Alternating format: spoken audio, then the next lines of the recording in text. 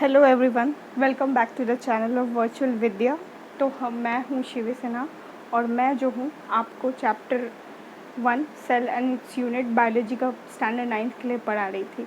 तो आज हम लोग पढ़ेंगे। पिछले क्लास में हमने देखा कि हमने सेल के डिफरेंट यूनिट्स के बारे में देखा है, फिर स्ट्रक्चर के बारे में देखा, शेप के बारे में देखा है। तो उसमें हमने 3 बातें पढ़ी है कि जो किसी भी सेल के स्ट्रक्चर होते हैं वो किसी 3 चीज़ से मिलकर बनते हैं। एक तो पहला होता है सेल मेम्ब्रेन, दूसरा होता है साइटोप्लाज्म और तीसरा होता है न्यूक्लियस। ये तीनों के अलावा और भी स्ट्रक्चर्स होते हैं जो कि बहुत इंपॉर्टेंट होते हैं। लास्ट क्लास में हमने पहले पढ़ा था सेल मेम्ब्रेन के बारे में। सेल मेम्ब्रेन सबसे इम्पॉर्टेंट पार्ट, मतलब सबसे शुरुआत का पार्ट बनता है, ठीक है। उसके बाद हमें देखना चाहिए था आपका साइटोप्लाज्म, लेकिन उसके अलावा भी सेल के बहुत सारे पार्ट्स होते हैं जो हमें देखना चाहिए।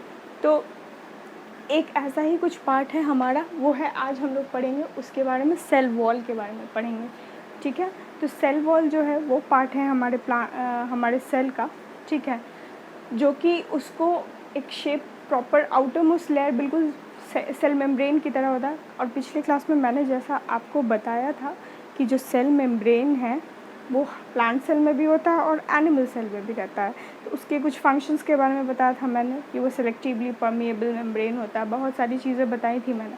लेकिन जो सेल वॉल है वो सिर्फ और सिर्फ प्लांट सेल में पाया जाता है। प्लांट सेल के अलावा वो एनिमल सेल में नहीं होता है, ठीक है। तो सबसे बड़ी बात खासियत है सेल वॉल की। तो सेल वॉल क्या होता है? सेल वॉल होता है outermost layer of the cell, ठीक है, आउटर मोस्ट लेयर होता है। बट इसके साथ एक प्रॉब्लम है, it is only found in plant cell. ये जो है सिर्फ और सिर्फ प्लांट सेल में ही पाया जाता है, ठीक है, और किसी चीज़ में नहीं मिलेगा आपको, सिर्फ प्लांट सेल में मिलेगा। तो ये होता क्या है? तो प्लांट सेल जो है एक तरह से प्लांट सेल में सिर्फ पाया जाता है आपका सेल वॉल। तो सेल वॉल क्यों होता है किसी भी प्लांट सेल में? तो सेल मेम्ब्रेन तो है ही आउटर मोस्ट लेयर फॉर्म करने के लिए, तो सेल मेम्ब्रेन सिर्फ एनिमल सेल में मिलता है आपको, ठीक है, लेकिन सेल वॉल जो है वो प्लांट सेल में मिलता है। ये जो है प्लांट सेल का सबसे आउटर मोस्ट लेयर फॉर्म करता है। उसके बाद आता है सेल मेम्ब्रेन, ठीक है, थिन मेम्ब्रेन होता है सेल मेम्ब्रेन, ठीक है, वो थोड़ा सा डेलिकेट भी होता है, झिल्ली की तरह होता है, पतला सा होता है, ठीक है।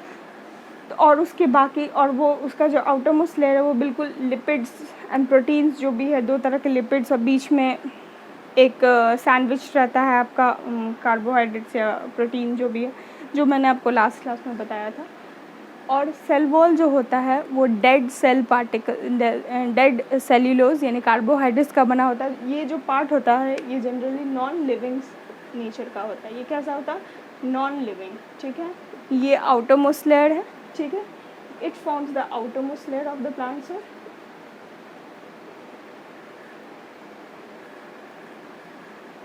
The outermost layer of plant cell, ये outermost layer होगा प्लांट सेल का,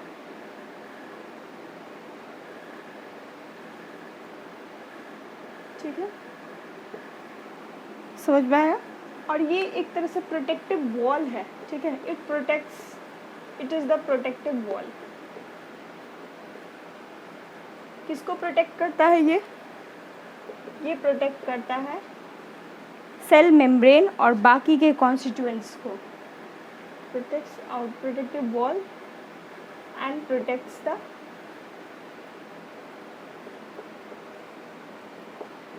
सेल मेम्ब्रेन, ठीक है। इस सेल मेम्ब्रेन को प्रोटेक्ट करने की कोशिश करता है और साथ ही साथ ये क्या काम करता है, ये जो है एक सेल को एक रिजिडिटी प्रोवाइड करने की कोशिश करता है, ठीक है। ये कैसा होता है, इसका नेचर कैसा है? It is non living in nature. और कैसा होता है? और ये जो सेल वॉल से क्या होता है कि ये रिलेटिवली थिक होता है, मोटा होता है, और ये जो होता है वो परमिएबल मेम्ब्रेन होता है। परमिएबल कहने का मतलब होता है जो कि ऐसा कुछ नहीं है कि सेलेक्टिव मटेरियल ही पास करेंगे, इसमें से कुछ भी मटेरियल पास कर सकते हैं। परमिएबल मेम्ब्रेन होता है, ठीक है। तो ये it is made up of cellulose, it is made up of cellulose. अब सेल्यूलोज होता क्या है, सेल्यूलोज जो होता है वो एक काइंड ऑफ कार्बोहाइड्रेट होता है, ठीक है, काइंड ऑफ कार्बोहाइड्रेट का एक तरह का होता है, ठीक है। ये बिल्कुल थिक दिखते हैं, प्लांट का जो बाहर का ब्रांचेस होता है वो मोटा मोटा होता है, वो इसकी वजह से ही होता है, ठीक है। एक सेल्यूलोज को बना होता है जो कि काइंड ऑफ आपका कार्बोहाइड्रेट है। तो ये जो है एक एनवेलप की तरह है, एक प्रोटेक्टिव लेयर की तरह जो सेल मेम्ब्रेन को प्रोटेक्ट करता है, जो कि इसके कंपैरेटिवली थोड़ा थिन होता है, ठीक है। और इसको कह सकते हैं, इसको आउटरमोस्ट एनवेलप भी कह सकते हैं आप लोग। और ये सेल्यूलोज का बना रहता है। ये जो है इट मे बी थिक और थिन, ये पतला भी हो सकता है और मोटा भी हो सकता है, मे बी थिक और थिन, ठीक है। ये थिक और थिन या सिंगल लेयर्ड भी हो सकता है, सिंगल लेयर्ड और मल्टी लेयर्ड, या फिर मल्टी लेयर्स का भी हो सकता है, ठीक है। पतला भी हो सकता है और बहुत मोटा भी हो सकता है, और या फिर बहुत सारे लेयर्स का। ये रिजिड होता है, रिजिड यानी फिक्स होता है, इसमें ये सॉफ्ट नहीं होता, ये फ्लेक्सिबल नहीं होता है, सेल मेम्ब्रेन की तरह ये फ्लेक्सिबल नहीं होता है, it is rigid in nature, ठीक है।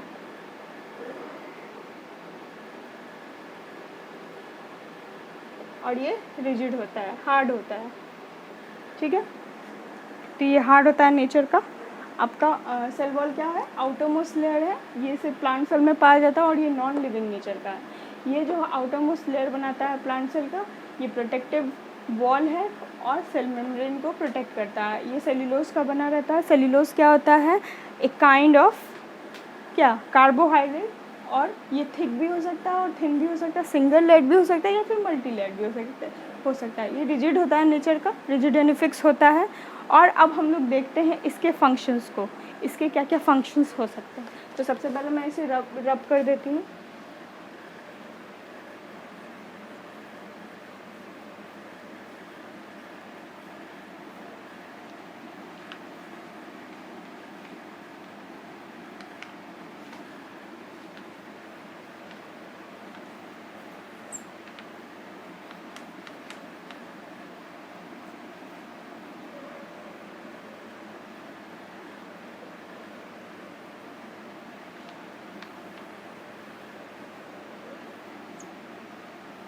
इसे रब कर दिया मैंने। अब इसके फंक्शंस, अब फंक्शंस ऑफ सेल वॉल क्या होंगे, ठीक है। अब हम लोग ये देखेंगे फंक्शंस ऑफ सेल वॉल, ठीक है। तो सेल वॉल के फंक्शन क्या हो सकते हैं, चूँकि जैसा हमने पढ़ा कि ये कैसा होता है, रिजिड नेचर का होता है। तो रिजिड नेचर का होगा तो ऑब्वियसली ये क्या होगा, ये क्या करेगा, सेल जो मतलब उसको एक शेप देगा, जो सेल है उसको it gives proper shape, proper and rigid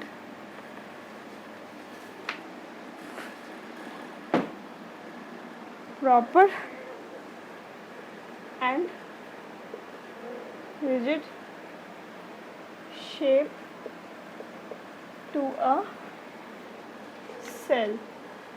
किसके सेल की बात हो रही है, प्लांट सेल की बात हो रही है। ये प्लांट सेल के अलावा किसी की बात नहीं हो रही है।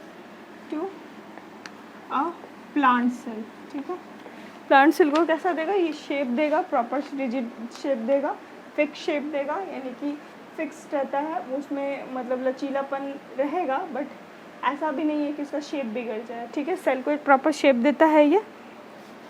दूसरा फंक्शन हो जाएगा ये, it prevents drying up of cell.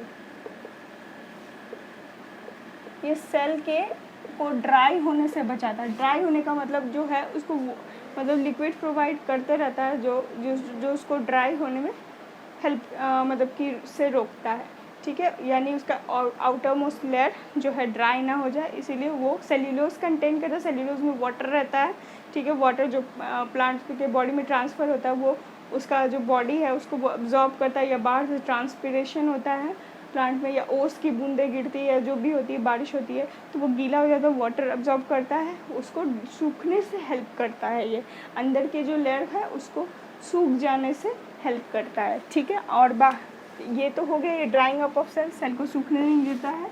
तीसरा चीज़ हो गया, it protects the internal cell organelles, cell organelles, ठीक है। सेल के अंदर के पार्ट्स को प्रोटेक्ट करने की कोशिश करता है, ठीक है। तीसरा चीज़ हो जाएगा, चौथा चीज़ हो जाएगा, ठीक है। सेल ऑर्गेनल्स में इसमें सेल मेम्ब्रेन भी आ जाता है। सेल मेम्ब्रेन को प्रोटेक्ट करने की भी कोशिश करता है आपका सेल वॉल, ठीक है। इसके अलावा जो है, it helps in the transport of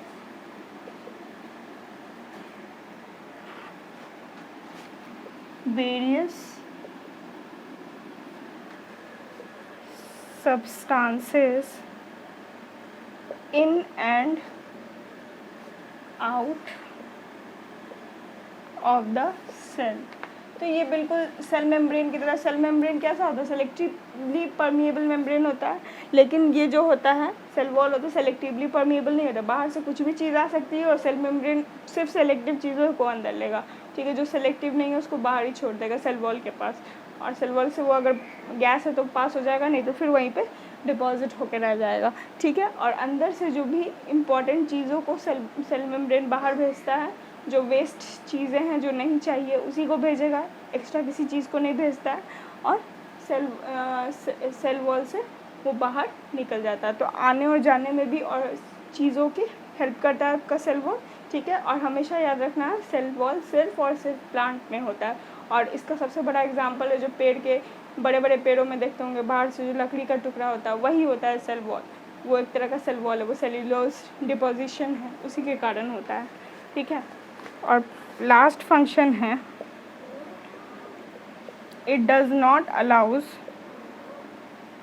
of much water to come in this way it prevents the cytoplasm from becoming too dilute. तो बाहर से ज़्यादा पानी अंदर नहीं आने देता है, बाहर ही सोक कर लेता है सेल्यूलोज, ताकि ये साइटोप्लाज्म को ज़्यादा लिक्विड ना मिल जाए, ठीक है।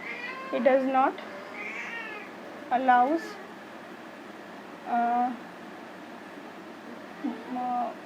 extra water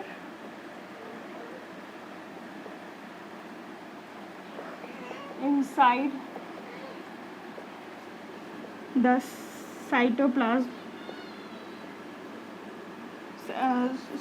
inside the cell, so that the cytoplasm जो लिक्विड, जो लाइफ गिविंग लिक्विड है, वो जिस पे सेल ऑर्गेनल्स पाए जाते हैं डिफरेंट, ठीक है, वो होता है साइटोप्लाज्म, ठीक है। Cytoplasm that so that the cytoplasm do not get diluted। वो बहुत ज़्यादा लिक्विड नहीं होना चाहिए, ठीक है, वो घुल जाना नहीं चाहिए, सेमी लिक्विड होता है वो, ज़्यादा कुछ नहीं होता है, ठीक है। इसीलिए जो है एक्स्ट्रा वाटर को कौन सोक कर लेगा? वो आपका सेल वॉल सोक कर लेगा।